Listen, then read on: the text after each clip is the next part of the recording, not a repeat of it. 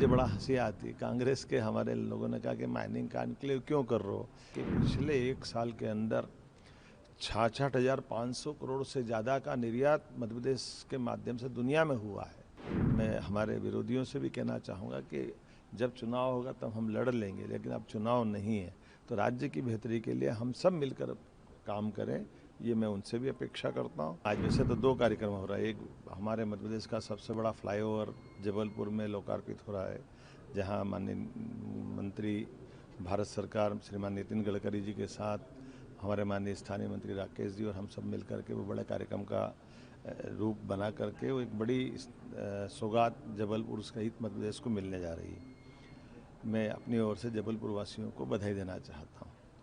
दूसरा, एक बड़ी सौगात हमारी कटनी में माइनिंग मिनरल का खासकर बड़ा सेक्टर है। कटनी, शहडोल, पूरा महाकौशल का बेल्ट, ऐसे में खदान आधारित उद्योगों के लिए हमारे इंडस्ट्री कॉन्क्लेव का हम आयोजन कर रहे हैं और उसी आधार पर प्रदेश भर में ये जो एक अनुकूल माहौल बना नवीनीकरण के आधार पर उद्योगों के लिए, जब हम अपने संसाधनों का बेहतर से बेहतर दोहन करते हुए उनकी दृष्टि से राज्य की बेहतरी के लिए, युवाओं को रोजगार के लिए, गरीबों को काम के लिए, महिला किसान सबकी बेहतरी के लिए लगातार सरकार काम कर रही है।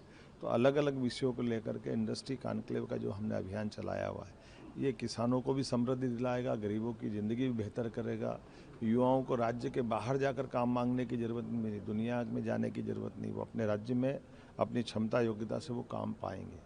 हमारी सरकार लगातार काम कर रही है और मुझे बड़ा हंसी आती। कांग्रेस के हमारे लोगों ने कहा कि माइनिंग कॉन्क्लेव क्यों कर रहे हो।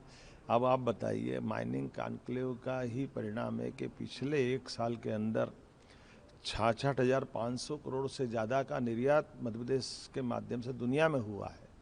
अब ये 6% की ग्रोथ रेट हमारी पिछले साल इस साल की रही है, एक साल के अंदर पिछले साल की तुलना में।